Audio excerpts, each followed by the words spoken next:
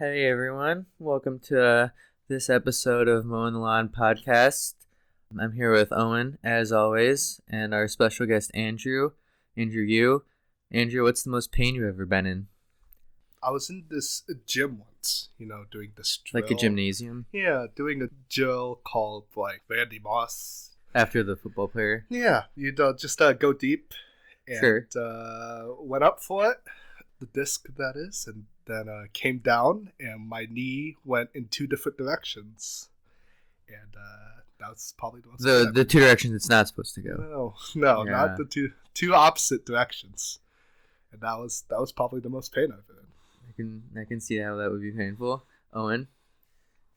You mean physical, spiritual, or emotional? Anyway, out of all three, what's the most pain? When I was getting my tiger tattoo on the elbow region, it's like on the front of the elbow, not directly on the elbow, but a part of the line, the very back line of the back of his head went directly over my elbow. And I felt like my whole body was on fire when that was happening. I consider myself to be pretty good about pain tolerance when it comes to getting tattoos. Yeah, you have a few of them. I have a few of them. It was I thought about tapping out so many times. I was death gripping the chair I was in. My roommate and good buddy Gabe Stanley was there, and it was hard for him to watch the faces I was making. He told me later he was he had to look away from the situation. It's kind of like that scene in X-Men where he's getting his adamantium skeleton. The scientist at the time is now this will be the most pain you ever feel in your entire life. I don't know why you're doing this, but while it's happening to you, just think about the reason why you're doing this to get through the pain. And that was kind of my strategy, to be yeah, I'm going to look sick at the end of this, but it definitely hurts now. Yeah, that's a good one. For me, it was also ACL related, what Andrew was alluding to when his knee went two different directions in the wrong two different directions. But this was post-surgery for me. I got my surgery done in 2016, which is right around when the opioid epidemic was really taking hold and in a lot of news stories. So I was very scared to get on opioids post-surgery. So I just was I'm just not going to do it. I'm going to do it if I really need to. So the first night I skipped the recommended dosage, and I was because it felt fine and it was cool. But what I didn't know was that they had put on a nerve blocker in my leg that was holding off the pain, so I felt like I didn't need it. So I woke up in the middle of the night with the most pain I've ever felt with just my leg feeling like it was a massive ache. And it was just excruciating, and I suffered through getting over to my meds and taking it, and waiting the time that it took for it to kick in to get a relief from the pain. But it was the most agonizing pain that I was in ever, so much pain that you have trouble thinking. You're an insane man. I can't believe you skipped taking pain meds. I didn't want to become addicted. I know. And it felt fine without it for a while. I just did not know about the nerve blocker. They told me immediately, hey, yeah, you have a nerve blocker, so you feel okay. And then afterwards, they'll take your medicine and you'll be somewhat fine. Still, I was in a lot of I couldn't sleep the night afterwards. I actually removed the cast because I thought you could do it in bed. And then, I was told, no, you got to keep that shit on. Yeah. So I ended up, sleeping on the couch for that whole week. Cool, so it seems like our doctors stress different parts of the recovery process. I guess so. Sorry, everyone, for trying this intro into medical nightmares, but I'll throw mine in. It's not nearly It's not nearly as bad, but it was the weirdest I ever felt. I had a CAT scan done when I was 17. And part of that process is they stick an IV in your arm and then put fluid into your blood to help paint the inside of you so that the machine can pick up more of the inside of you. And the liquid was so dense and cold that I could feel it moving through my body. And it was one of the worst feelings. That's terrifying. Just to be made so acutely aware of your bodily functions and how, what's keeping you alive in that moment. That is terrifying. So if you couldn't tell, we're a lawn care podcast. I'm again, joined by Owen as normal, and then we have our first special guest, Andrew. My first memory of Andrew is I was following him home from a frisbee practice, and he was crossing a pretty big intersection in front of me, and a car almost hit him, and he flipped them off in like in a very aggressive way. And I remember thinking, wow, what a douchebag. He's really into himself. I'm probably not gonna be friends with him. And then here I am, close to 8 years later, and he's one of my closest friends. So yeah, I had when I was a small child walking to a Michigan ice hockey game. I was almost run over by a car. I had a phobia for like 3 years about crossing the street, so brought that over memories. So yeah. Very So upset. you went in the fight or flight mode. Yeah,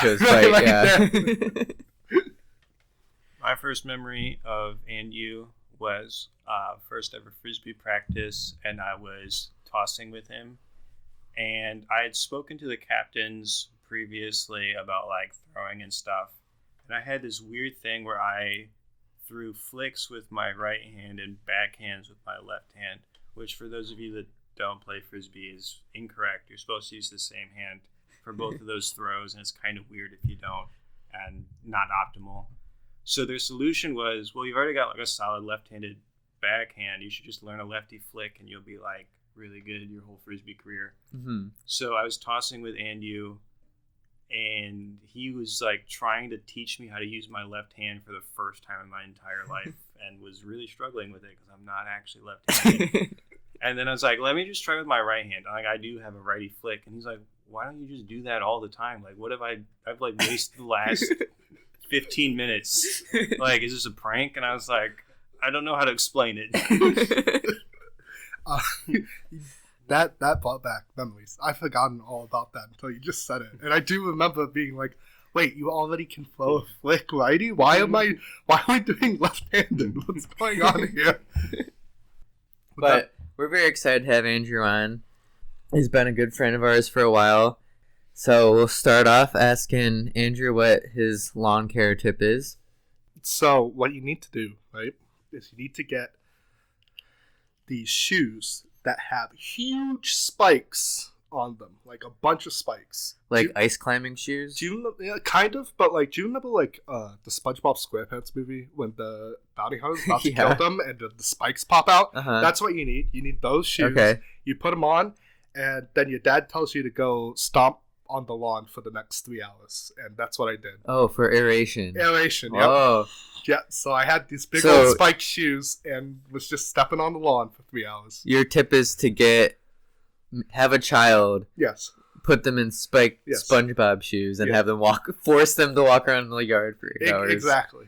Okay. There you go. I think that's a pretty good tip.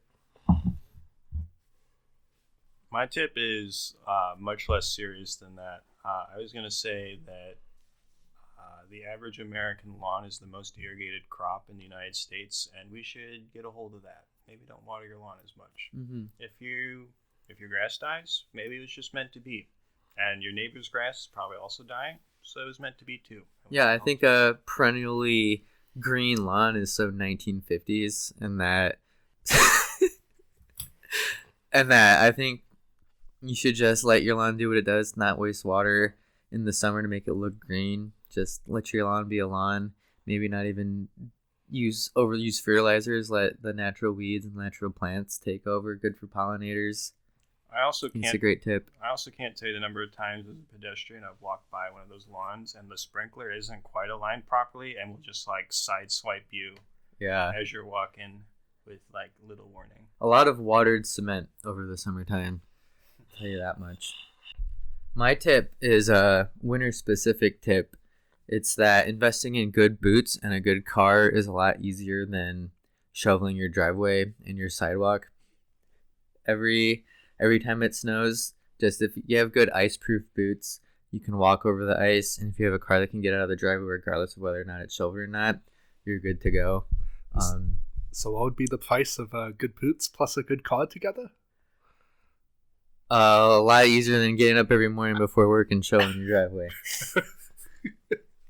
It's funny you say that. When I was growing up, My dad was pretty insistent that he and I should not only shovel our walks, but the walks and like leading up to like part to like people's doors of like everyone on our street and the street over, and maybe sometimes the street over from that as well. Just because like we were already doing it, we may as well continue doing it. So I'm well versed in shoveling walks. Mm-hmm. And you would say it's overrated? No, I think it is rated. Like, I think it's. I don't think it's underrated. I think it like people know exactly what it is. Like it does suck, but it's like a thing you have to do. If you don't have good boots and a good car, and are sure-footed like a cat. So today's topic is going to be movies. Over the holidays, it's really nice to just like take a moment to yourself, relax on the couch, watch a movie, and maybe think about a time that we had a different president. So we're drafting movies specifically from the Obama administration, inauguration to inauguration out during that time period. And there's a reason I brought up pain earlier. I think during the Obama administration, I think mentally I was in the most pain ever. Not because of Obama, but because I was going through puberty. And I think this is a very transformative sequence of years, very shaping and forming year. Not only in movies, but in media in general, at least for me, and I think for you guys as well. So I think this is a good little snippet of time to look at and reflect on going into the holidays. Yeah, and just going off of that, like when I went into this, like researching movies, I was positive that I was going to be scraping the bottom of the barrel, trying to get like a list together, because I did not think fondly upon most of the movies I watched from this period, but I was pleasantly surprised at just like how deep it was, and I quickly had like 40 movies on my list for like that I could pick and feel good about it. Yeah, it was, as Mo said, it was definitely when I like my perception on movies changed from entertainment. Sure. Oh, this is like something just to like watch and have like just fun with, to entertain me, and something more. Like I could see more with it, and this is definitely the time frame when that kind of involved. Yeah, exactly. To decide who goes first, we're gonna. None of us have looked this up before, but we're gonna each take guesses on one movie that came out during the holiday season that was the highest grossing, not just during the Obama era, but of all time. And whoever's movie has the highest gross will go first, and then second and third. So up first is our guest, as always, Andrew. I'm gonna go with Elf. Damn it, that was my pick. Elf, featuring William Ferrell and a bangless Zooey Deschanel. Owen? I'm going to go longevity. I'm going to go White Christmas, 1952. Ooh. Great pick. I just worry about how much box office was there back in the, like... That's what I mean, longevity. I don't know. I the guess number box of office. Re-releases and Yeah, but does that count? one-off Christmas showings. I mean, we'll see. Does that count in... I don't. Well, we'll see from the, right, when we edit it into the thing. Isn't there like a box office website? I'm at peace at not going first. Mo, your pick? My pick is going to be Polar Express, based on the book, based on the Uncanny Valley human animation movie from the early 2000s. All right, so Andy's going first.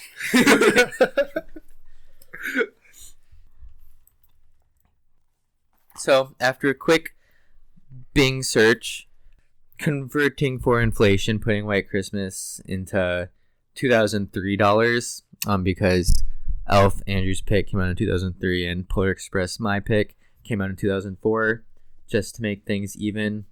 Going third is Andrew with his pick of Elf, which $225 million at the box office. Going second is myself with Polar Express at $314 million at the box office. And then going first, Mr. Owen with $331 million at the box office, adjusted for inflation, with White Christmas. All I'm saying is, I've been dreaming of a White Christmas. I cannot believe Polar Express made more than Elf. I also could not believe that. Well, it makes sense because it is a better movie. But all of us consecutively while I was Googling thought of Home Alone as a good Home Alone box office champion, which it was. It's second all time with $476 million at the box office. Number one is the 2018 Grinch with $538 million at the box office, which I don't even remember coming out, but apparently it crushed it. And then number three is Alvin and the Chipmunks with $365 million, the 2007 hit starring Jason Lee and David Cross. So the original? The original 2007 Is that a Christmas movie? It came out during Christmas. I mean, it has a little bit of Christmas themes. I think it's mostly Christmas, isn't it? No. There's like a whole mall thing. I don't know. I haven't seen it since 2007, so I'm not the authority to speak on this. But if this is one of your favorite movies, feel free to talk about it. Oh, dude, let me talk about Alvin and the Chipmunks. No, they do have like one Christmas song in it, but it was that was pretty much it. It's just them being rock stars. I don't know. I mean, according to Wikipedia, the plot synopsis is that the three chipmunks, Alvin, Simon, and Theodore, live in a fir tree, but then it's cut down and taken to Los Angeles to be the Christmas tree at the JETT Records studio, and struggling songwriter and composer David Seville takes them in. And hilarity ensues. I can't believe Polar Express made more, because it didn't it bankrupt that art style? Like, that art style went out of favor because it was too expensive to make. Yeah, I think it just hit the window of time where it was worth the expense because there was nothing better. I think for the time that was like impressive. The Uncanny Valley, weird children on a train and Tom Hanks, but not Tom Hanks. Whole thing. And also banger soundtrack, I will say. All right. Well, it's time to stop thinking about Christmas and start thinking about Obama. And specifically the movies that came out while he was the Commander-in-Chief of the United States. Of America. So with the first overall pick, I'd like to pick a movie that came out on my 11th birthday. It's probably the first of many of this director. He's quite famous, but I'm going with Inglourious Basterds.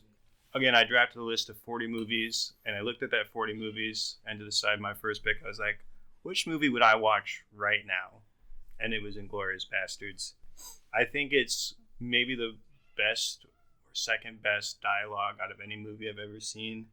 It's like so funny, but also like tense and scary, and it like really pulls all of the emotions out of you. The opening scene with like the Nazis on the farm. So like the Italian scene with Brad Pitt trying to do like a Southern Italian accent, which is like still one of the funniest scenes of all time to me. So good. I still to this day just like say Gorlami, Dominic de Coco. Just like it's so good. The ending is like phenomenal. I mentioned Brad Pitt. Christopher Waltz is also phenomenal in that movie. I think that's the best role he's ever been in. It was his real breakout role, for sure. And then Diane Kruger, who plays the French girl that gets out. Yeah, not a breakout role because she was in National Treasure 1 and 2 previously, but yeah, still an important role. Was great in that movie. Very strong role. So yeah, that's my pick. Great value. I'm very happy with that top pick for me. Yeah, I think that's one of the Tarantino movies that for sure holds up to this day. I have a very strong memory of being at a Frisbee tournament, and we had just gotten the hotel after driving for 5 hours, and everyone was tired. We had things to do. We were going out to dinner, but someone had turned on the TV, and Inglourious Basterds was on with ads on the TV, and everyone in that room was just glued to the TV, watching it that whole time. Like, we had stuff to do. People were tired. People had seen it before. Most people hadn't seen it before, and we were just watching it, waiting for the ads to see the next scenes after. And I think that's just a testament to the writing and just the structure of that movie, that it just pulls you in and is just overall a great movie. Wonderful choice. Great movie. That first scene, I don't think I've been as tense as watching any scene with that first one with Christopher Waltz.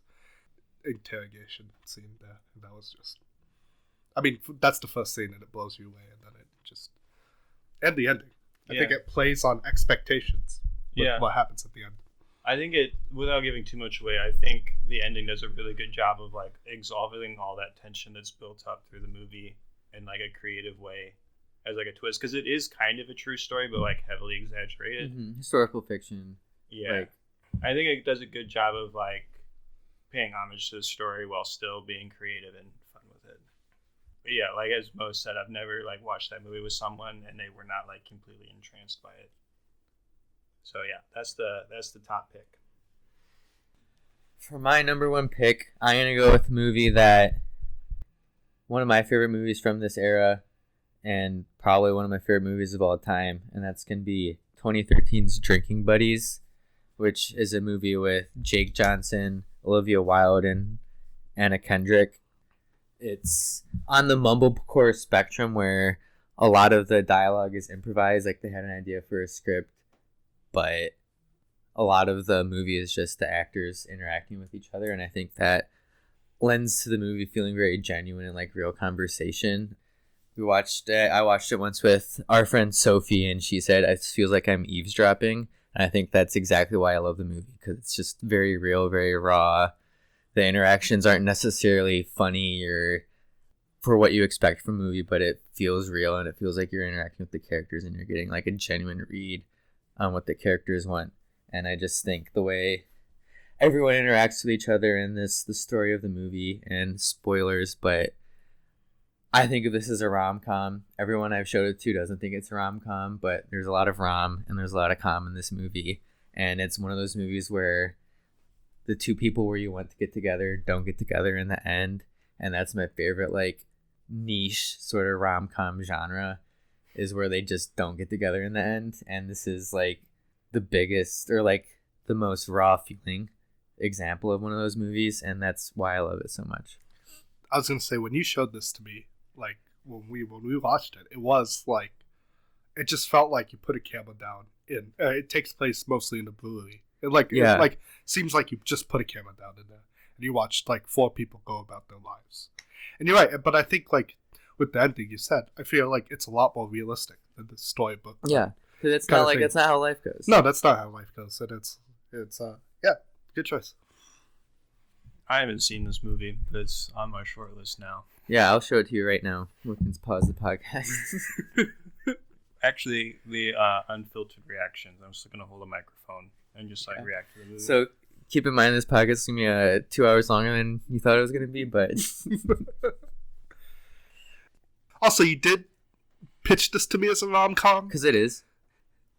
But it's not funny. I don't. It's like funny and like this witty dialogue, but the feeling is a comedy. Like it wasn't made to make you laugh. No. Yeah. It's like this witty dialogue in it. Because the characters themselves are funny. Right, like full and witty, but it doesn't feel like it's more like a, for me, dramatic movie. Fair. And so when you said romantic comedy, and I went through the whole movie, not laughed once, so I was like, oh, what am I watching here? Yeah, that's certainly fair. I mean, I laugh when I watch it, but I think that's just my sense of humor. For my pick, I'm very happy nobody picked this. It is going to be Inception. Yep, the Blah movie. Now, I'd say it's my favorite movie from this era. Not the best movie I've seen. I like that distinction. It's the first movie for me to start think of movies as not just pieces of entertainment, but more. I think it's by far my favorite. Well, it's one of my favorite Christopher Nolan movies. I mean, I just like pretty much an all-star cast here. Leo, of course, in the main role, but you have before he popped off, Tom Hardy. You have Elliot Page, and you have Cillian Murphy. And JGL. Yeah. Joseph Gordon-Levitt. Wonder what he's doing now. But and Cillian Murphy, who was most recently in Oppenheimer. Yeah. Who was great in that movie, and he should have gotten more of those before that. Yeah, I love this pick. This also for me was like the first movie that came out that got me to like think more deeply about movies. I remember I came out of that movie from the theater thinking I was so smart for having just watched that as a little high schooler. And it was one for me, and I feel like a lot of people that just like an introduction to like enjoying movies as more than just a movie. Certainly enjoyed it. Definitely a movie that holds up. Inception didn't crack my top 40s of wow. movies from this era. Granted, I've only seen it once when it was in theaters, but I saw it and I thought to myself, this movie is The Matrix, but like less cool. And maybe that's just because I was like 13 when I saw it and I was like a pretty big Matrix head.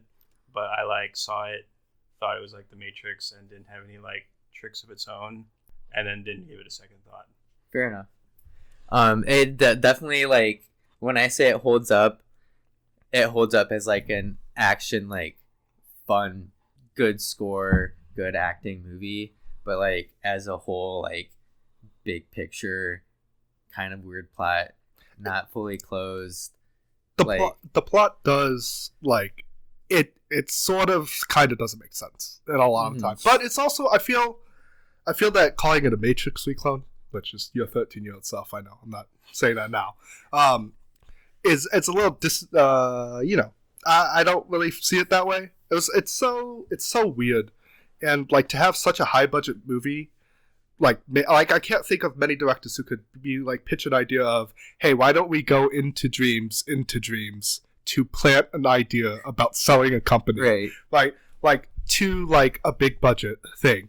What, like, I can think of like 5 directors who could pitch that and get that made, and I feel like it's kind of, even though it's been memed to death and everybody's seen it to death, I feel like it's kind of a fresh air over all these like sequels and properties that are getting like huge money made movies now. It's like such a weird original idea, and I can't help but. People were certainly talking about it when it came out, and it was the first movie I remember seeing that had sort of like the up to your interpretation sort of ending.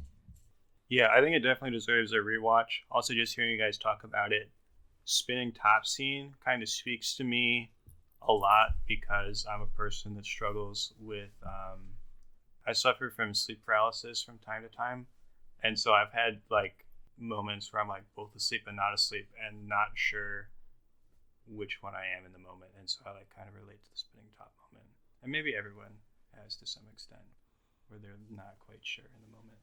Also, trying to wake yourself up from like a deep sleep is anxiety inducing sometimes. I was gonna say, like, I feel like that moment you're talking about, right? It's so powerful that it really took over the conversation of that movie about everything else within the movie, like all its thoughts. Like, kind of people look past it and just like, was he in a dream or not at the end? That's kind of like what the conversation boiled down to right after. It's like, was he in a dream? Was he not?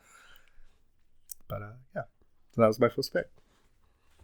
To move right along from the dreamland to like a very grounded and real movie, I'm going to pick Dallas Buyers Club, 2013, with Matthew McConaughey, Jared Leto, and Jennifer Garner. The story, like, even if I just like read it as a book, I might still like pick this movie just because the story is so amazing, and kind of the less you know about it, the better it is going in. The acting by Matthew McConaughey is like some of the best and most powerful stuff I've seen out of like anyone produce. And like Matthew McConaughey isn't always on, but when he's on, he's like nearly unstoppable. You can't like not watch what he's doing. But yeah, that's my pick. I'm keeping it short because the less you know about it, the better going into it. But it's such a powerful story. I've never seen this movie. I'm sorry to say I've never seen it either. So I'll take your word for it. Great pick. I know. It's like, it's one of those movies that's like more recently been on my watch list because this was 2016, right? 2013, right? So this is before I got really deep into actually really good movies, and that just weren't entertaining. Also, just from my puberty explosions and everything. But yeah, no, I should definitely check it out. I once tried to start watching this movie and I just wasn't in the right mindset and had to stop it because it does start out very slow. But that's all I have from it. I do recognize it as a good movie. I'm glad we could add such insightful commentary to this pick. No, I mean, it is. You've seen it or you haven't seen it, and I was being pretty cagey with the details, so I'm not really much to bite onto.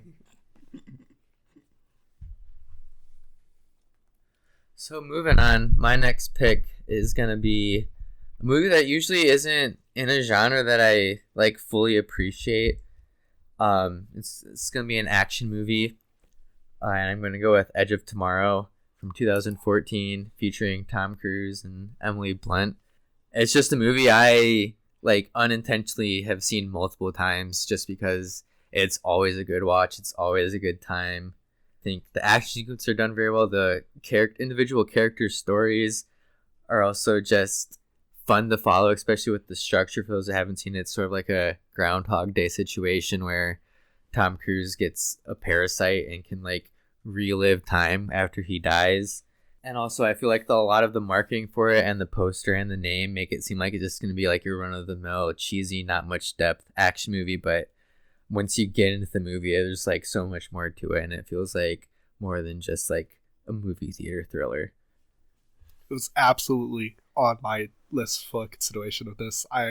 That movie's just like you sit down and you have a good time for that amount of time, and it's not in a different way than some where you could just turn off your brain. Like you could think about this one a little bit, and like, you know, fun idea, right? Groundhog's Day in an action movie. Yeah, and you get really a satisfaction watching our main character grow throughout each loop that he goes through, and he gets better and better. That's really satisfying to see.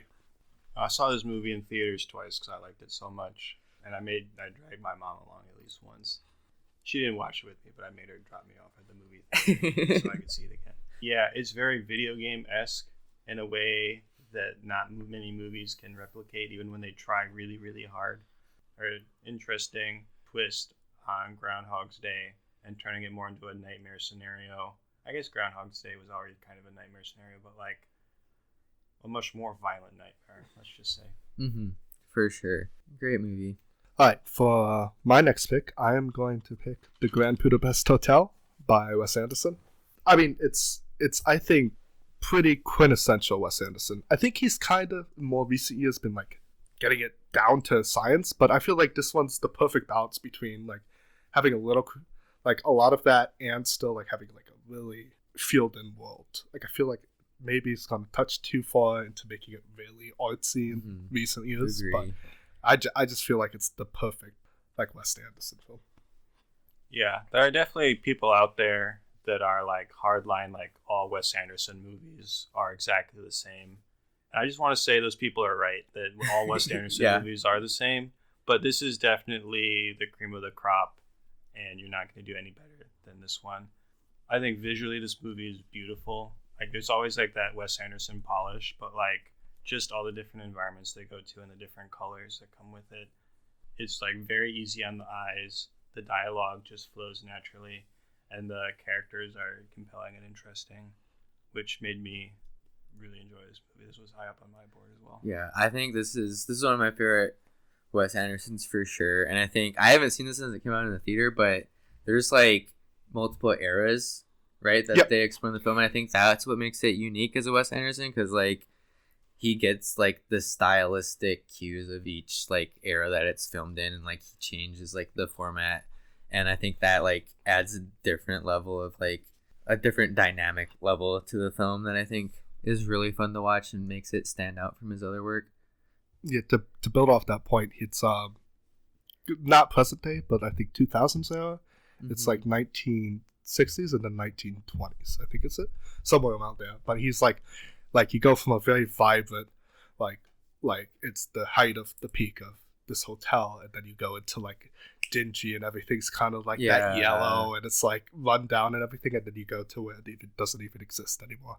This could have been another Wes Anderson movie, Moonrise Kingdom, but I'm personally kind of connected to this one a little bit. When I first watched this film, it was on a laptop in a friend's dorm, and while we were watching, I accidentally elbowed my neighbor, and then she elbowed me back, and then that set off a war where we were trying to annoy each other the most during the movie until her roommate told us to shut up. That person's been my girlfriend for 8 to 9 years now. So wow. Yeah, so that's when, it's not when we met, but it was when we kind of started having that chemistry with each other. So, and then I didn't really watch the movie at that point, so then I rewatched it like years later. I was like, oh my god, this is such a good movie. I love this. So even without the special connection, it still holds a good spot in your heart. I love it. Love the personal connection to that one. Yeah, this movie should have been your number one pick, you coward. Yeah, fuck Towery. Look, I'm sorry. I just thought somebody would pick Inception. I did too. I also agree with Owen that Inception wasn't even on my list. Oh no! So you could have kept that one if you wanted to. Alright, with my next pick, it's another kind of niche one, but it's too important to not pick. I'm going to go with Exit Through the Gift Shop by Banksy, 2010. I saw this movie, my friend showed it to me right as it came out, so it's about 11 or 12 years old. It changed the way that I see the world. For those of you that don't know, it's a documentary about graffiti, but it goes into so many other social topics that aren't usually discussed, about class and art and the way that we like commoditize those things. It like made me think of art differently than I ever had before, and I think I'm a better person because I watched this movie. And since then, like I've like told people, like, if you haven't seen this movie, you really need to see it. Yeah, I agree. That's a great pick.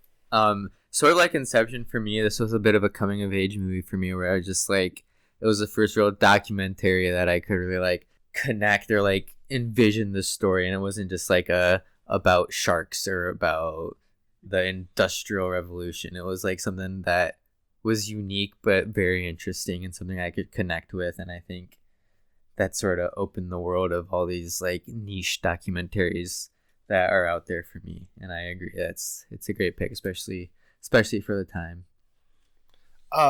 It's on my watch list. I haven't watched it. I've heard about it before. But I have a question for those who watched it, because it's a lot of it's around Banksy, and I was wondering what your thoughts on Banksy were. Honestly, I haven't thought much about Banksy outside of that movie. He doesn't really get into my head that much.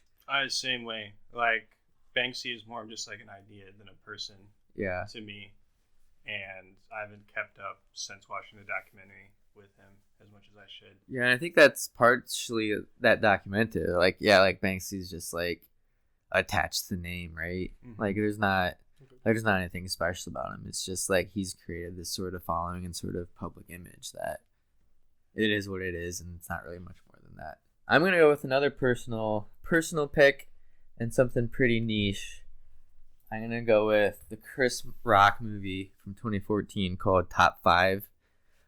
This was kind of a flop at the box office. Not many people saw it. My parents personally drugged me to it. It stars Chris Rock and Rosario Dawson. It is a rom-com, but the whole like synopsis of the movie is that they share their top 5s with each other and like sort of get to know each other. I think Chris Rock is a comic and Rosario Dawson is a publicist. She works for like, she's a journalist for some magazine or something, and she's like interviewing him, and they like are exchanging these top 5s, which are like top 5 movies, top 5 songs, top 5 dishes. And as a whole, the movie's not that good, but I watched it at a time that it's sort of shaped the way I like compartmentalize things in my head and the way I like explain things. Like, I have trouble picking a top, like my favorite breakfast food, but I can very easily give you my top 5 breakfast foods. To this day, I just still describe like things I like in like a format of top 5, top 3, top 10. And that's a big part because of this movie. Just the other day, my coworker saw me drinking a tangerine LaCroix, and she's like, "Oh, tangerine LaCroix, that's the best LaCroix." I'm like, it's a top 3. It's my top 3 LaCroix. And I think that just in terms of impact on my personal life and the way I think of movies of this era, Top 5 by Chris Rock is like number 1, I'd say, for me. I was gonna say, do you think that's influenced this podcast in a way? That movie? Personally, yeah, I think so. Yeah, I was gonna say that sounds like the exact format of this yeah podcast. Yeah, just such a huge, impactful movie. 2014, top 5. I didn't think I'd have a movie that I didn't know. I've never heard of this movie. Yeah, I mean, on its own, it's not like it's like maybe as good as The Hangover. Really? Yeah. Oh. It it's got okay worse. Ratings. Yeah, I mean, it was. I think it did well critically, but I think socially it came out like right before Christmas or something, and didn't make that big of a splash. Yeah, I'd also never heard of this movie, but my only thing is you should have picked this like at least 5. I guess you did pick it in your top 5, yeah. so like still works, but that would have been funny. Yeah, we weren't going to steal it from you. Yeah, that's true. But I just felt it deserved to be up there for me. Right. For my next movie, I have chosen a movie that could have been Inglourious Bastards, but I'm going to pick another one from this era. I'm going to pick Django Unchained. I did have a bit of a struggle picking Inglourious Bastards or Django in this spot, but I went with Django because it's a movie that I just love rewatching. It's at some points kind of more hard to watch than Inglourious Bastards, but at like just the satisfaction you get at the end of that movie is just also like Christoph Waltz playing a good guy. Like he's just, oh man, he steals the show for that first half of that movie. Just so such a satisfying watch. Everybody does a great job in it. Leo, Jamie, Christoph Waltz, and Samuel L. Jackson, of course. I just love that movie a lot. While a great movie, it has a lot of like the Tarantino tropes that make it kind of definitely not hold up anymore, like the vulgarity, the unnecessary violence, but at the same time it's like a pseudo western, and it's a revenge story, and it is, you're right, it is very satisfying to watch. It makes those like hard, tough moments definitely feel a little worth it. I tried to rewatch it recently, couldn't get through it, just not for me anymore, but I remember when it came out, it was like I was very excited about it. I thought it was a great movie. I watched it twice. Yeah, definitely emblematic of the era for me, for sure. Yeah, I think to your point, like some people think that Pulp Fiction is the most Tarantino-ist movie, but I think that this one actually is, just because he's like obsessed with these like long dialogues that like just like descend into violence, and also like Tarantino wants to say the N-word so badly. And he like gets as close as he can in this one by just having it like an ungodly amount of times, and it like fits the movie obviously. Yeah, but yeah, it just like has Tarantino written all over it. All it needs is a good foot scene, and it really seals the deal. Yeah, it is missing that. Does can you not see Jamie Foxx's feet when he's naked and being hung up by his legs?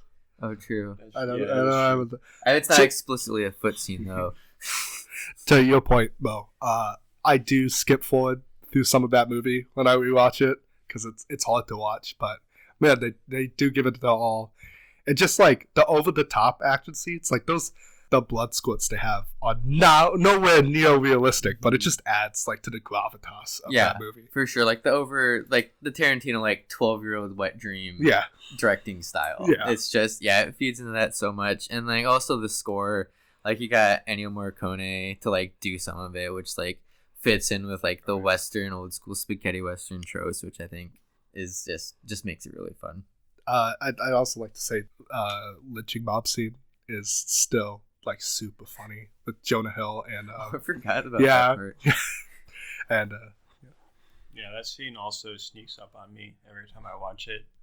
I actually can watch it all the way through. I just thought that was relevant to throw out there. Okay.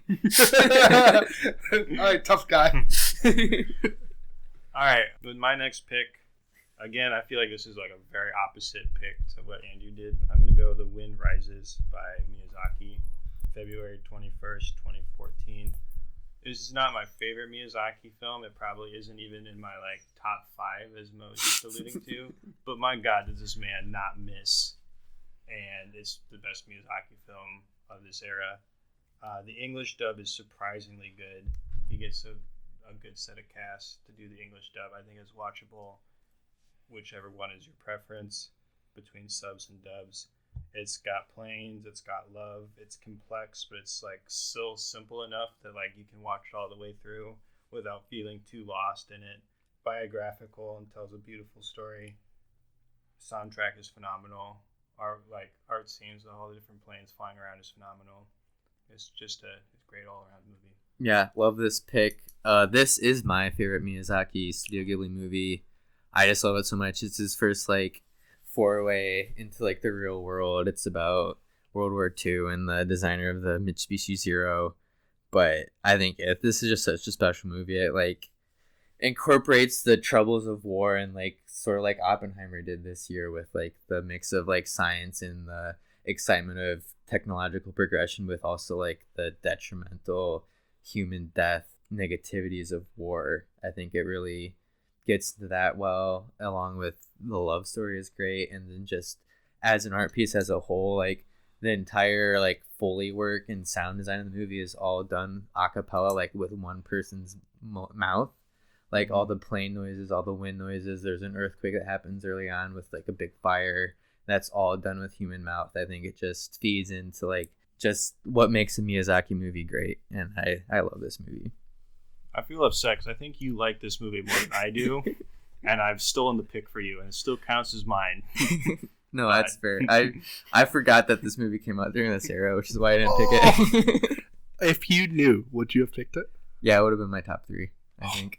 Really? Yeah. Oh, no. That's called a steal, ladies and gentlemen. Yes, a fleece, if you will. A fleece from a man he didn't even know got fleeced. It's like, oh, shit. I got this on my list. Great movie. Great pick. He doesn't miss. And, just the animation's so beautiful in all his movies. And it's always best taking to watch. Well, hot take, I fucking hate Ponyo. So I think you hate Ponyo? Yeah. Is it just too kiddie? Or? I think it's not a good movie. It's weird. Okay. Ponyo's pretty low on my Miyazaki list, but I can watch it and get enjoyment out of it. It's definitely the first Miyazaki film I saw in theaters, and it definitely was like too kiddie. Like I came away like, oh, that animation was fun, but I didn't resonate too much with it. But I mean, still the animation's so good that it's still a pretty decent movie to me. Yeah, and I'll just say, seeing one of those movies in theaters does a lot. For like I recently saw The Boy and the Heron in theaters, and that was the first Studio Ghibli movie I've seen in the theater. And I think just the sound design and the visual aspect of those movies really lend itself to like watching in a theater with like a good sound system and seeing everything blown up. Well, that actually was my pick though, so you have to go next. There's a lot of good movies that came out. Yep. So for my next pick, as a self-proclaimed not a sci-fi guy, I'm going to pick another sci-fi movie for my list, and I'm going to go with the 2016 film Arrival, starring Amy Adams and Jeremy Renner himself.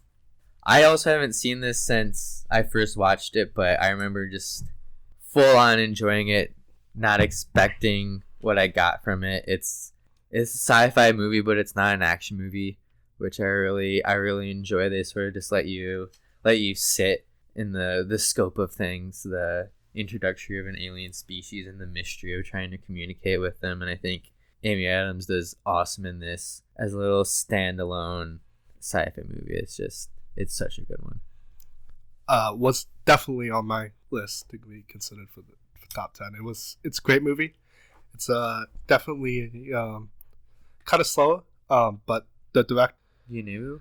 Yeah, like he's becoming one of my favorite directors. Like after this, he did Blade Runner 2049, which if it was included would have been my number one spot. I love that movie. And then Dune looked so good.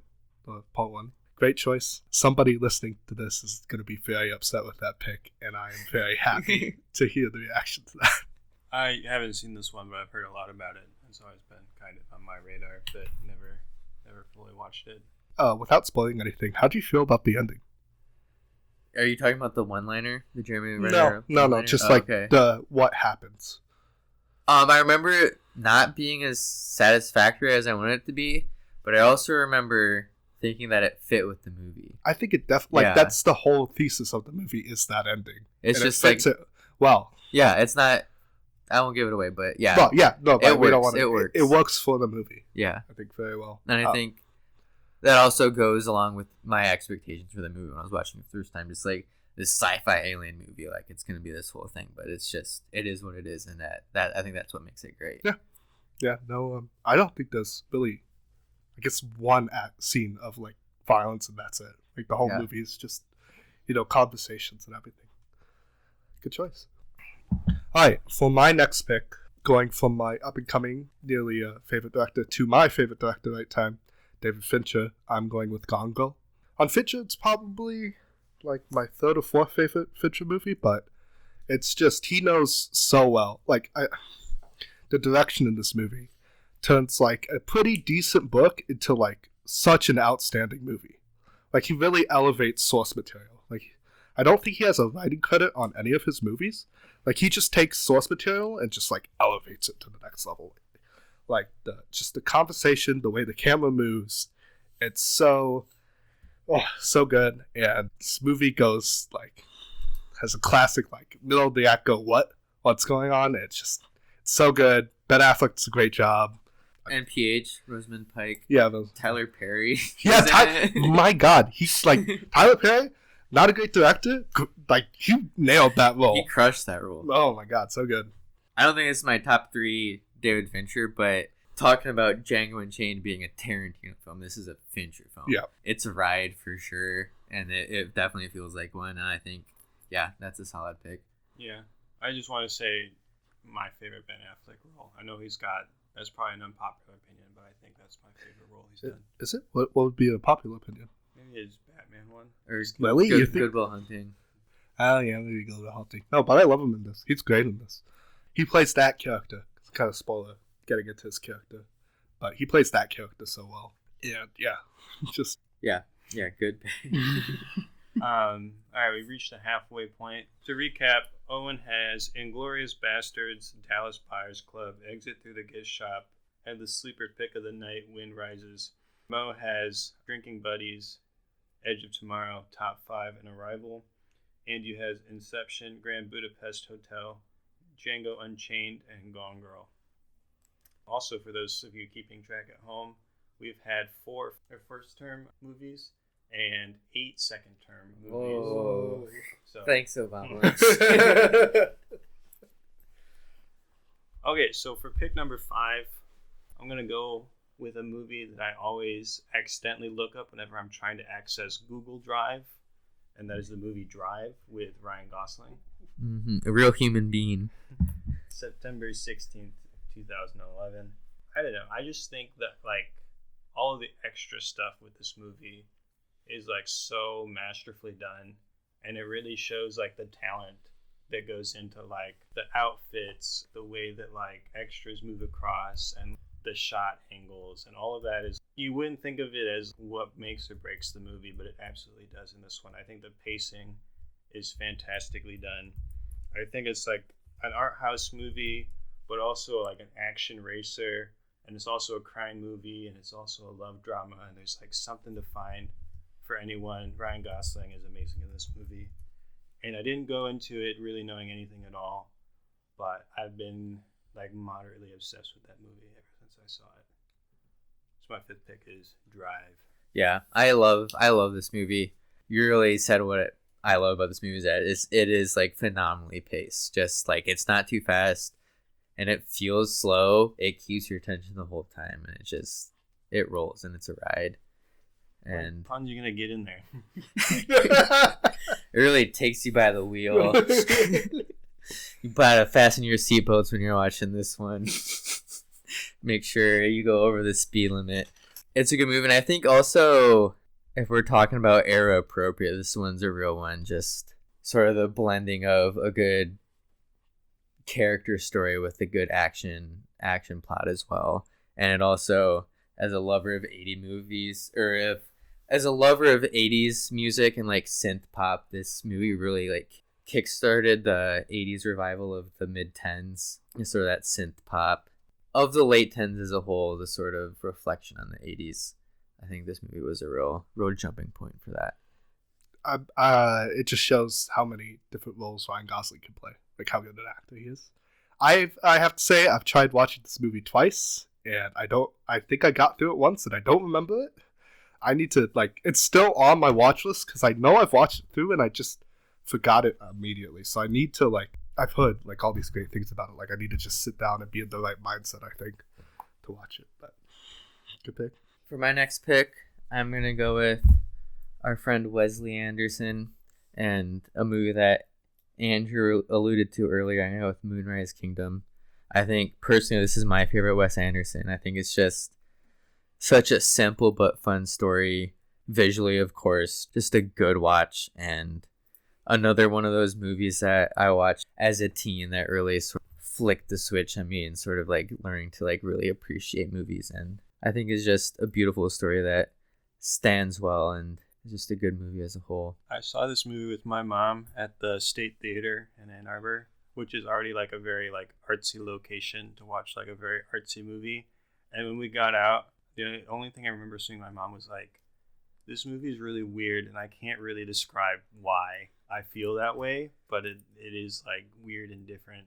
It was obviously the first Wes Anderson movie I saw, and once you was like see more and you start to recognize the patterns, you can kind of describe it more. But it is like a very cute story, relatable dialogue. Like it feels like things that people would say in real life, and not things that an actor would say. Everything Mo said, I agree with. Very beautiful movie. I'm so glad you chose this because it's a great movie. I just didn't want to have two movies from the same director on it. Probably would have been in my top 8. It's a very simple story, but it's Right. it's just like the style, it's just done so well. And like the stakes are never really that high, but they kind of feel high because to the characters, They're huge. ginormous. Yeah. But, but just a great movie. The style is so perfect. The setting is so just the two little islands. It's just such a great movie. Just so niche, so quirky, but yeah, that's what makes a Wes Anderson movie good. Quirky is such a good word for it. Yeah. It is very quirky. Great movie.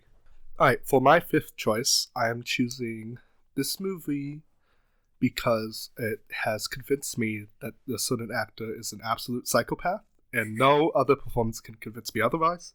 I'm picking Nightcrawler with Jake Gyllenhaal, and I mean, either that dude's like the best actor in the world, or that guy's actually a psychopath. He does it so well from the first scene. Well. The first scene. This isn't too much of a spoiler. It's literally the first scene. You see him cutting up a wire fence, and then a police officer comes to stop him, and then you see him tack the police officer. And the next scene, he's just riding into the pawn shop with that fence, and you're like, wait, did he kill him?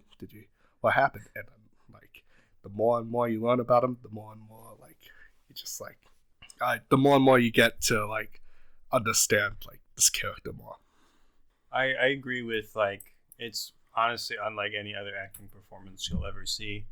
It's like the premise of it sounds kind of simple, where it's just like someone needs to make money any way possible, and the way they find out doing that is like recording things and selling them to news stations, which sounds like a very simple premise, but it quickly turns into like a nightmare with like the limits he's willing to go to get what he needs. It's honestly like anything you'll ever see. Yeah, like as soon as you brought up the actor's performance, I knew exactly what movie you were going to bring up. Like, it is such a good character-based movie that it's just... I remember going into this movie and like the poster has Jake Gyllenhaal and like a challenger, and you're like, oh, this is going to be like some action movie. Like, it's going to be like some intense moments, but it's just going to mostly be like a fast-paced one. But I didn't expect it to be like so hard-hitting, like such a view into like human nature and a psychopath's human nature that it stuck with me a whole lot more than I expected it to. It's such a different kind of psychopath too than like what you see before. Like it's like really, it's just really weird. Like he's super weird, and it works so perfectly for the movie. Mm-hmm. I was gonna say this is directed by Dan Gilroy, whose follow-up 2 movies weren't that good, but he's written for a lot of movies, and he wrote my 3 favorite episodes for Andor, and this is just a plug to watch Andor, even if you don't like Star Wars stuff. Like, Andor by itself is such a good TV show. That's it. It's my plug to watch Andor. For my next pick, I'm going to pick something that I'm shocked hasn't been picked yet, just because it seems like an obvious one to pick from this era. It's one of the last movies to come out in the Obama administration. I'm going to go with 2016 Moonlight. I actually hadn't seen this movie until quite recently. It's just like one of those things that, you know, is on your list but you don't get around to. It's just a perfect movie. Like, it's deep, but it's like very understandable and human. It doesn't come off as like too highbrow or pretentious. It just like hits on every level. All the performances are phenomenal. It's got something for everyone, no matter where you come from, and you can relate to the characters. It's a very human story. It's kind of like the Illmatic of movies. I might cut that out, but I like that take. Yeah, I really enjoyed this movie. I think you're right. The performances go so far for this movie, and I think this is a movie that really just lets the characters speak for themselves. And I think that the way they tell the character's story through this movie is just so well done and like really impactful. And I think Yeah, this is such a powerful movie, and I think it's a great pick. Yeah, there almost isn't a plot to this movie. Like, no spoiler. Like, there almost isn't. Mm. It's just like the characters talking to each other and growing together and like changing. Yeah, it's And just that's who the these whole people story. are and the world they live in and how they grow and adapt to what's going on. And I think that on its own is just, because that's all the movie is, it makes it so much more than that. I still have to watch it, but it I feel a little bad for it because I think it's forever gonna be tied to La La Land and that Oscar moment. Like, I mean, even in that Oscar moment, they didn't get really the time to shine. Like, nobody remembers the Moonlight speech. Everybody remembers like La La Land going up there and they're going, "Oh wait, we didn't win." Yeah. Like, and it deserved more than that. Yeah. Also, so many movies since Moonlight have tried to make something like Moonlight and haven't even come close. It like cheapens the value of it because it's like lumped into those categories, but stands head and shoulders, knees and toes above the rest of them. Mm-hmm. My next pick is also going to be one from this era that I didn't see until very recently. And for me, that's going to be Frances Ha, directed by Greta Gerwig. I think this was her directorial debut. I just think watching this for the first time in my mid to late 20s, and this story is so emblematic of that time in like human existence. Figuring out who you are, coming to terms with people in your life being at different stages as you, and just like accepting the part of growing up later in life. Greta Gerwig does such a good job in this movie of depicting those emotions, depicting the growth you go through in that era. At least for me, when I watched it, such a poignant movie for me. That's why it's up there for me. I haven't watched it, but I looked up the cast and Adam Driver's in it. Like, how was? Yeah, He's good. he's good. Well, this is also a Noah Baumbach from Marriage Story movie. Oh, okay. And Adam Driver's there in every single one of those movies. Noah Baumbach does a really good job of writing for Adam Driver and who he is as an actor. Just sort of like a pretentious, sort of self-involved, but like kind of interesting, kind of emotional, like sort of like Brooklyn bro. And that's exactly what Adam Driver plays in this movie and what he plays in a lot of those Noah Baumbach movies. And I think this is one of Adam Driver's first roles after Girls. It's pre-Star Wars for sure, but I think he's good in it. You could say that Adam Driver is almost like a system quarterback, where like Yeah. he needs everything around him to be right for him to give a good performance. And by all means, he can. Like, he's phenomenal in Marriage Story. Mm-hmm. He's got some less than good performances too, when everything isn't just right. For sure. For my sixth pick, I am going with only the first 5 minutes from Up. The first 5 minutes from Up. Is that allowed? I'm look at you can close your eyes and like hold your hands here. And So your pick is Up, but you're picking it because of the first 5 minutes. No, just the It's first just 5 the minutes. You can first just 5 leave minutes. after that. Well, my honest opinion on Up, I think it's a pretty decent movie overall. Like, Russell coming into his own after like not having a father figure and everything, and calls like growth. It's pretty fine, but I think that movie really stands on those first 5 minutes. Oh, for like sure. I mean the animation's great, like, you know, classic kind of story, but I think the music really really like it's been memed, it's been fucking put in TikToks and everything. That like little piano piece, it's like iconic for this era. But I think still, like, you watch like Tao the other day went like, oh, I want to like listen to this, just the music, and we just played that music for that, and you can still like get emotional from that. It's such a powerful moment. Yeah, the rest of the films is just okay, but those first 5 minutes, man. And you're on pick 6, so you must really hate the rest of the movies on your list if you can't even stomach more than 5 minutes. No. Now hold on. I'm saying the first 5 minutes of Up is That's just how much you like the first 5 minutes. Yes, it is my top 8 movies. That's because better than full movies. Yes, undoubtedly so. I mean, I don't disagree. That opening to that movie is really powerful. Really stuck with me. But I mean, the movie's so far downhill because of that. Yeah. Like the progression of that movie with like the fucking blimp Oh and my God. all the talking dogs. The bird and the shit. talking dog. Yeah. I mean, like, it's Like, fine. which It's- is fine. It's like for Pixar, it's like solid, but I feel like this it's movie so got as downhill. much praise as it did just because of those first For 5 sure. minutes. And I kind of think of that's how powerful those first 5 minutes were. It made that movie. Yeah, the rest of it is just okay. Just a kind of a standard Pixar movie, but man, those were. Yeah, those first 5 minutes, I think I had my first ever existential crisis of like, man, you really do just get old and never accomplish your dreams, and then everyone around you that you love dies, and then you're just a grumpy old man. I also just like really like the decision that they're like, we're gonna make this house fly with balloons. Never bothered to explain it. Yeah. And just said you can either take it or leave it. yeah. Door's right there.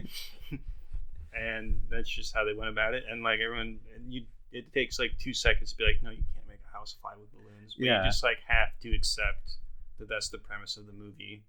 And Yeah. go from there. And I mean, it does set the tone for like the magic of it all. Okay, so for my 7th pick, I'm gonna go with a movie. It's another Matthew McConaughey movie. I'm gonna go with Interstellar, Christopher Nolan, who I'm a bit hit or miss on as a director. I think he's got too much like Hollywood cheese in his Yeah. movies, like too many like Hollywood cliches, and there are certainly a few in Interstellar, but this movie is so cool and so like emotionally powerful, and like the physics, it's like mostly there, but does take a couple liberties. I don't know, like Matthew McConaughey carries the hell out of this movie. The whole like dystopian world to like what can be done of it, and making like very hard decisions to like save what's left of humanity, and then like going to all the different worlds. It's a long one, it's a good one, and I've seen it a million times, and I always get something more out of it every time I watch it. Yeah, I personally don't like this movie for a lot of those like Chris Nolan reasons that you named, but it was very impactful for me, just like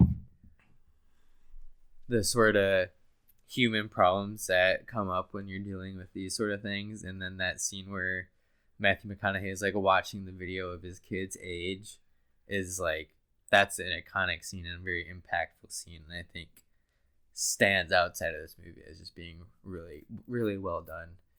And I think that alone makes this movie deserving to be on this list. Yeah, you can like see in his face, he like alternates from crying tears of like happiness to like crying tears of sadness to like back to happiness in like a very unique way that I think is cool. Yeah, such a cool scene. One of the best performances I think that Matthews has given after, and especially like coming off of his rise back to serious actor. I'd like to also mention the music is so fantastic. Like, I don't think there's been a space movie with better music. Yeah, I have my gripes with the movie too. I probably wouldn't have it on the list, but the music just sells it. Was So- that Hans? Yeah, Hans. it's Hans. It's Hans. But yeah, it's so great, and the visuals are pretty good too. Yeah, and young Timothy is in it as well. He does a great job in the Dodge Ram going through the cornfield. For my 7th pick, I'm going to go with the 2015 movie Dope. Oh, I'm pissed off I didn't pick that one. That movie's so good. It's so good, and I think just for the soundtrack and the score alone, it's a banger of a movie. But also like the storyline, the characters, just the overall flow of the movie, the sort of like crazy adventure like there's just these regular high school kids go on, but also like being like a society-driven piece about like kids from Compton trying to get into college, but with the whole overtone of the movie just being these kids selling drugs. Is this the one where they like go online and then they're like, don't they start right? Or am I mistaking it? I mean, Okay. they go like fucking the one guy from Workaholics like sells a bunch of drugs and like they use their like smarts to sell them online or whatever. Okay, well, I don't remember if I've seen the full thing, but I have seen part of this movie. Yeah, it's a fun movie overall. The score is phenomenal, and it's just, I remember going into this movie blind and then just being like totally blown away, just sucked into it. It felt like it went by super fast because it was just such a fun watch.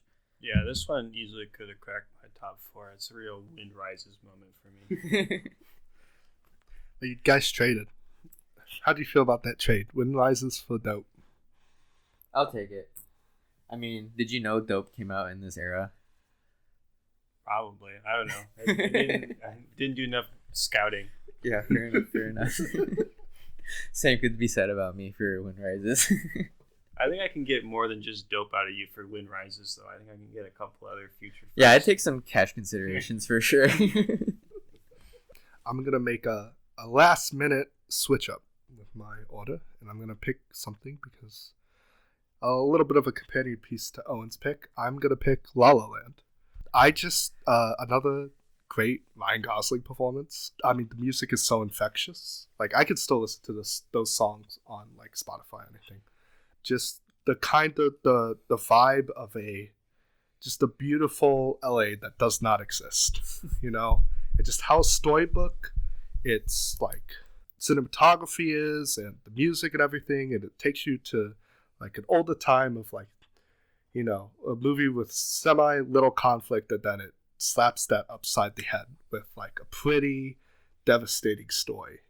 And I think it's like I felt a lot of emotions when I watched it. I watched that ending scene with the piano kind of just fading out, and just I thought it was a pretty great movie, and I love all the jazz in it. For me, I had a concurrent list of movies I didn't like that came out with this era, and La La Land was on it. I think if you spread out all the movies that came out during the Obama administration, La La Land would be exactly in the middle for me. Like, it was just, like, it was a fine movie, but I think it's severely overrated for what it is. Just didn't do anything for me. I think a lot of the people I know that do like La La Land, and there are a lot of them, they all have, like, some sort of attachment to LA, and I think that goes pretty far for, like, sprucing up the movie for people. But yeah, just for me, it didn't do anything. When I watched this movie, I was not huge into musicals and really didn't give them the time of day. So I, like, went into it with the wrong mindset.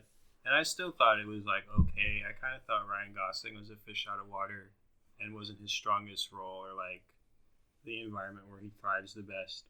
But I'd be willing to give it a second shot because I know it is, like, one of the most acclaimed movies of that era. I'm really picking some winners here. He's really hating on my picks over here. Yeah, you don't worry about making any trades over here. Yeah, have you tried having a better taste in movies? Yeah. I mean, clearly you're in the majority. Like, it did. It did well. Yeah, almost over Moonlight. It won. Almost. Maybe the closest any movie has come to winning an Oscar. And not winning it. And still not winning it. All right, final picks. Yeah, pick 8. I had a bunch of movies that were super close, a bunch of honorable mentions, but I eventually, like, I decided that none of them really hit me as hard as this one. I'm gonna go with Inside Out, the Pixar movie where you can see all your emotions kind of talking to each other at the same time, and it kind of, like, changed my view of, like, you know, like, anger is viewed as, like, this negative thing, but it also has its place, and there's, like, a reason why you're feeling angry about things. And, like, being scared, you know, is, like, a negative emotion, but there's reasons why you're feeling scared, and, like, understanding that as a process of, like, growing as a person. And then, like, obviously sadness, who's, like, is sad because it's, like, the outcast emotion, is, like, why don't you stand in the corner by yourself so that, like, our human isn't sad all the time. But sometimes you need to be sad to, like, really understand what it is to be happy. And, like, when all those scenes of, like, the core structures were, like, falling apart, it's, like, a really sad and, like, pivotal point in the movie, like, oh my god, this person is, like, falling apart. But then at the end, when you see, like, all the new structures being built up, it, like, I don't know, it was very powerful to me to, like, sometimes, like, things go wrong and you do change and you stop caring about things that used to be very important to you. But that's not always a bad thing. It's just, like, you change. It was, like, it's a very good way of, like, describing the indescribable. Yeah, I agree. Like, this movie does a real good way of sort of personifying and giving a reason and compartmentalizing, like, our emotions and, like, why I need them, why we go through them, how they interact with each other. But I will say this movie was also in my movies I didn't like from this era. I think it's my least favorite Pixar movie. I think besides that one shtick, like, granted, it is a great shtick, that it is, like, your emotions inside and how they work. I think besides that, it's kind of a boring movie. The outside of the head movie is sort of like kind of boring. It's just like a kid moving, like we've seen that before. The way the storytelling goes with the whole inside the head stuff and sort of like saving the collapsing head from crumbling or whatever, I just didn't do much for me besides that. I don't dislike it as Mo does. I think it's fine. It's like a pretty okay Pixar movie to me. But I was saying, like, the moments you talked about were really good. I just felt like the other moments in between it were very, very standard Pixar, and it kind of lost me during those moments. Like, it picked it back up, like you're talking about, like the ending and everything else within it. But I felt like the moments in between those was so bland kids movie that I wasn't super high on it. I still liked it as a Pixar movie, but yeah, if you take nothing else away from this podcast, that with most Pixar movies, it's got one good moment, and then you just don't need to watch the rest of it. Look, the cutoff for Pixar movies was just too late. Look, if you want to move it back 2 years, I could spend 2 hours talking about how good Ratatouille is. And Wall-E. And Wall-E. Yeah. So going off how much we dislike Pixar movies, my next pick's going to be Moana from 2016. Just mostly for me, it's a personal reason. In 2016, both my grandmas died, and when I saw the movie, it was right after my mom's side grandma died, and I saw it with my whole family from that side. And we went in not knowing what the movie was about, and we didn't realize that it's about, like, Moana's grandma. Like, that's a huge theme of the movie, and it just hit so hard and was so poignant for the time that movie will just forever stick with me, just because of that theme and because of that storyline. But also, I like the music's good, The Rock is fun in it, and just sort of the story that it tells, I think, is really fun. And I think for a Pixar movie, especially from this era, it's definitely up there for me. Yeah, I really enjoyed this movie too. Mo, out of five being the best, how good is The Rock at singing? 5 being the best, I'd say he's a good 3.5. No decimals. He's a good 3. Also, correction, it is a Disney movie, not a Pixar movie. It's not Pixar. No, it's I not didn't know Pixar. that. Well, for a Pixar movie, it's up there for me. I like the music for the most part. I'm not huge into Shiny. And That's my favorite one. Yeah. I feel like you either love that song or you don't love that song. And I felt like it was okay. The Rock was fine, I think, for like kind of the arrogant, like a buff guy that he was. Which is The Rock in every movie. Right. I just think it works. It works as a demigod instead of just him regular just some being random FBI guy. guy. And yeah, like the animation's great and things. I just am so on everything else about it. Fair. First Disney, I won't call him Disney Prince, but like Disney guy to have tattoos. So that's pretty huge. Representation. As someone that's had the most painful tattoo anyone's ever had, that really sticks with me. Would you ever get a Moana tattoo? Absolutely not. To be fair, I wouldn't either. So. Alright, for my final movie, I saved this one for last because I was pretty positive nobody was going to pick it. It is, I just watched it for the first time a month ago, and it's still stuck with me since then, and I think I'm okay putting it in my top 8 movies. This is a movie called Mother from 2009, and it is not the one that I think Mo was thinking of. Yeah, that's the when you first said Mother, I thought you were talking about the Jennifer Lawrence. It is not the Jennifer Lawrence. I think that was also after the cutoff, but I'm not sure. It probably was, yeah. But anyways, this is a South Korean film about a mother who has a mentally challenged son who gets convicted of a crime, and it's about her investigation to prove him innocent. And that's all you should go into this movie with, because it's a wild ride, and it's a really, really great movie. And it's just this made by this little known director. I don't know if you guys have heard of him, called Bong Joon-ho. And from Snowpiercer. Yeah, it's Snowpiercer, right? His the most famous one. But yeah, but of course, we're getting at same director's Parasite, and it has all the upsides of Parasite with just a little bit less of a budget. It talks about a lot of the same things, but he's just such a master behind directing, and it was really amazing. Yeah, that's absolutely gonna be on my list now. Yeah. I'm glad it wasn't the Jennifer Lawrence Javier Bardem one. That movie looked super weird. I heard you it watch was weird. Yeah, no, I haven't seen it either, but I heard it was basically garbage. Yeah, I'm looking forward to watching this one. Okay, so just to recap, Owen picked Inglourious Bastards, Dallas Buyers Club, Exit Through the Gift Shop, Wind Rises, Drive, Moonlight, Interstellar, and Inside Out. So many I movies. I just realized that.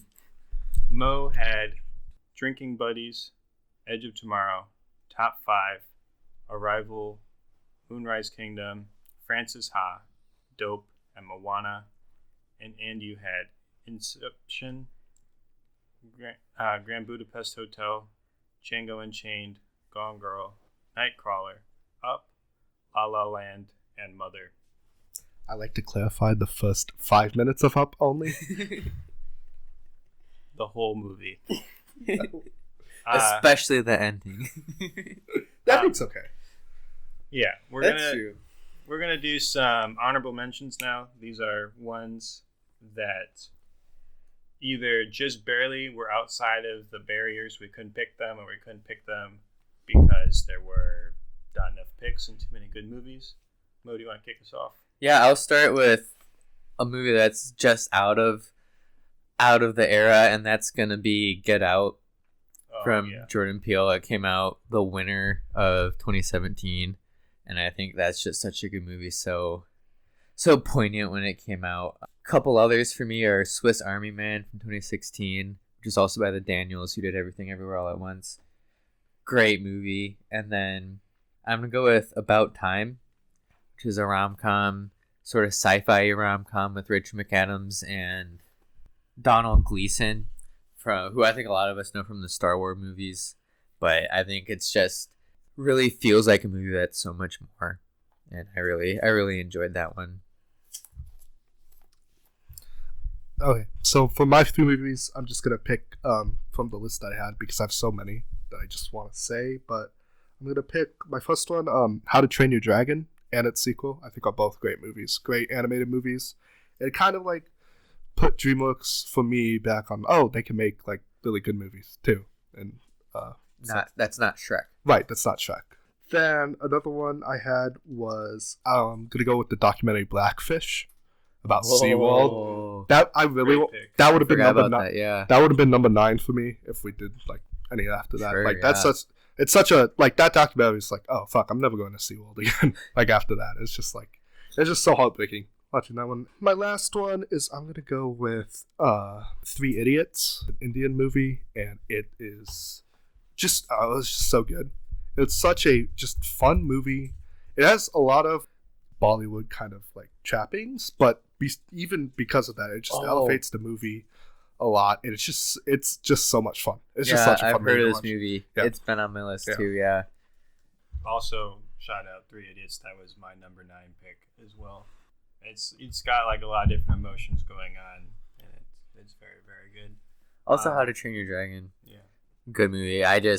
I remember going through it while I was making my list, and it was just like, oh, I'll save it for later because like I know what this movie is about. It's just because we can only pick 8 movies. Yeah, you know. Yeah, great movie. Yeah. Also, shout out my favorite movie of all time, Burn After Reading, which came out in September of 2008. So lost by like 5 months. Damn, yeah, that's my favorite Coen brother for sure. Yeah, good one. Frances McDormand, that might be my favorite performance of all time. Her in She's Burn After Reading. She is perfect in that movie. Yeah, J.K. Simmons he's not in it very much, but whenever he is, he just absolutely steals the show.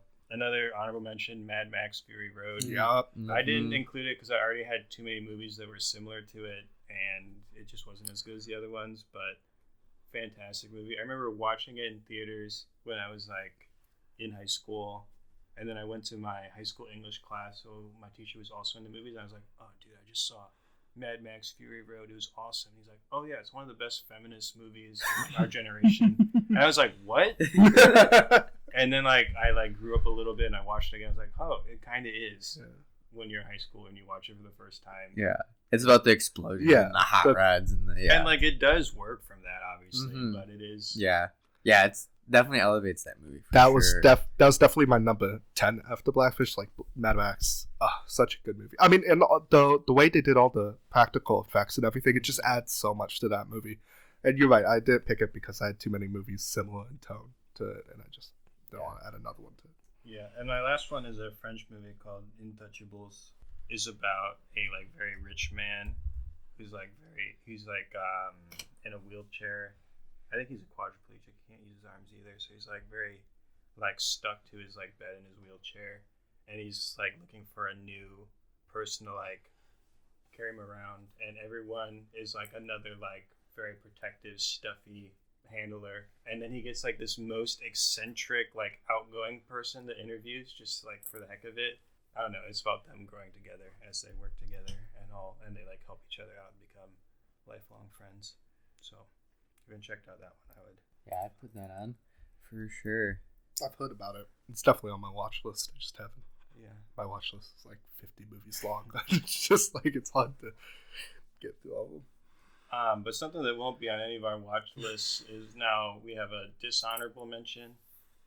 Worst movie from the cycle. This was Mo's idea, so I'll have him go first. Yeah, I mean, I already named a couple movies I didn't like, but this movie blows them all out of the water, and that's going to be Sausage Party by Seth Rogen and Evan Goldberg. I knew going into this movie that those two are like a hit or miss. Like, they have Superbad, they have Pineapple Express. They have movies that are genuinely good, and they also have movies that are pretty bad. But this one's just so far below even their worst movies. This is the only movie I'm so ashamed to say that I went to see in theaters. Because, like, I was excited for this when it was coming out, and it was just complete shit. Like, I don't think I laughed once.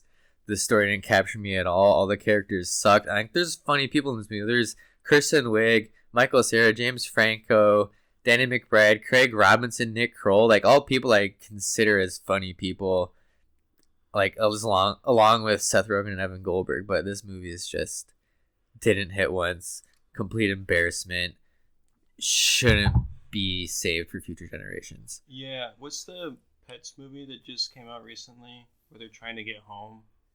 Oh, I saw commercials for that. It's like just it's not like an animated movie. Right? No, it's like real dogs. Oh, yeah. The Will Ferrell. Was it Jamie Will Ferrell? Foxx? I thought it was what's his name? Kevin Hart. Was it not? Yeah, I think it's Kevin Hart. I was thinking it's Kevin Hart. That looked terrible. I was gonna say it's like one of those movies I can't believe they're still making movies like this. Of just like the joke is that it's dogs like talking about blowjobs, and that's the whole joke. Yeah. It's like in that same vein of like. It's like a weird thing talking about very raunchy stuff, and I don't know how it's supposed to be funny, and like they're really like scraping the bottom of the bottom. Like they came up with like 5 funny jokes for each scene, and they chose the least funny one. I'm so glad I've never seen that movie. Don't. No, it like even from like what I've like barely what I've seen from it just looks nauseating to sit there. Not a good movie. All right. Mo has just jogged my memory from that. I don't know why this jogged my memory, just maybe bad movies. But my dad dragged me to every single Transformers movie. And by far the worst one was Transformers Age of Extinction. Is that the Knights one? No, that's the one before the Knights one. Luckily I was out of the house when the Knights one came out, so he couldn't drag me to that one too. But this is the one where Shia LaBeouf's gone and it's Mark Wahlberg. Oh no. And this is where they have a scene where they try to justify why this like is he 18 or 19 is dating like a 17-year-old, and then they like stop the movie to flash a law, like a Romeo and Juliet law that says like, oh, it was okay because they started the relationship beforehand. And I'm like, why not just make them 18? Yeah, it's fiction. It's fiction. They don't look 17 and 19. They look like middle 20-year-old. That's what the actors are playing them as. Why are you doing this? Are you making some weird point? Because it's kind of gross. Besides that, Mark Wahlberg is pretty awful in this movie. I hate every second of it. There's a Bud Light commercial in the middle of it. The Transformers, they don't even have the cool like Michael Bay special effects with the transforming and everything. It's all just like cubes now. There's a lot of China pandering near the end of it. Just the worst movie that I've had to sit through because my dad wouldn't let me leave the theater. Yeah. My uncle actually worked on a lot of the Transformers movies. He did the lighting. Oh yeah. So, Lighting on those cubes that Andrew was shitting on. Yeah. I was gonna say the first three don't make dishonorable. Well, actually, the second one does. The second one's not good, but the effects always look pretty decent in those movies. It's just everything else that was not good, and then it went to extremes in that fourth one. Fair, yeah. All right. So for my dishonorable mention, it's like maybe not technically the worst movie, but it's like the biggest betrayal of that era. It's based off of my favorite book, starring one of my favorite actors. The actor is Brad Pitt, who I've mentioned a couple times on this list for all his great performances, but even he couldn't save this movie. It's World War Z, who the only similarity between it and the movie is the name. And that's really it. Also, there's zombies in it, but the zombies, like, I've never seen like worse zombie acting in a movie. They're like always like fast when they need to be, but also slow when they need to be. They're not very consistent. Again, like what you're saying about like pandering, halfway through this movie it turns into like a pro-Zionist movie It like, weirdly does. It weirdly does. That's like anti-Palestinian, like seemingly out of nowhere. And yeah, it just like, I wanted to leave that movie so many times, but I was with my friends, and it just like felt like one of my favorite things getting burned in front of me. And yeah. You've just unlocked something in me that I thought I forgot about, because I had the exact same experience. Like I've read that book like 3 times over. I love it. I'm like, oh, this would be such a great miniseries. You just take each chapter and you make a little short episodic episode. And man, I was like, oh, I love, Brad Pitt's a good actor. I was like, oh yeah, it's gonna be great. It's a full movie, but maybe they'll hit some of the same beats. I'm so excited for Yorkers and everything. And then, what a shit show. Yeah. Did you mention how the main scientist dies by tripping and then he fires his gun into his own head? I did remember that. Yeah. I did kind of remember that he died in a stupid way. And then Brad Pitt's plane crashes right next to the research clinic. Yeah, I remember yep. that too. It'd be more forgivable if it wasn't coming from good source material. Like, it went out of its way to like write a bad story. Like, you could have done a cool Yonkers story. You could have done a cool INS story. Yep. The INS story is terrifying. Oh my god. Oh yeah. Yeah, that's good. But this has already gone on too long. That's my pick. Yeah, I mean, I went into this movie not having read the book, but I went with a high school friend who had, and I remember walking out of being like, yeah, I guess that was pretty good. And he was like, no, that was bad. He was like, that's not what this movie should have been. And yeah, I like, as a neutral viewer, it wasn't anything special. You're at the Zionist thing comes out of nowhere, and it's just so weird. Brad Pitt's, who I love, just like, that's the only reason I really was checked out. Enjoyed watching that movie. Yeah, he was definitely checked out. Yeah. Kyle looks good with blonde hair though. I think Brad Pitt could look good with anything though. Anyways, that's the podcast. Sorry it was a little long this time, but break it up. Listen to it in different parts of your commute. Maybe a couple lawn mowing, couple snow shoveling sessions. Yeah, make sure to podcast on Spotify. We'll have a poll for who had the best draft. We'll also probably have a list of all of our picks if you want to add anything to your watch list or take anything off for that matter. Mm-hmm. And yeah, that's the pod. Check out next time when we rank worst men's fashion eras. Yeah. You stay tuned, those of you that wear fedoras. Baggy jerseys. Michigan gear. Michigan gear. Oh, ouch, right at the end. Stay tuned. Bye. Bye.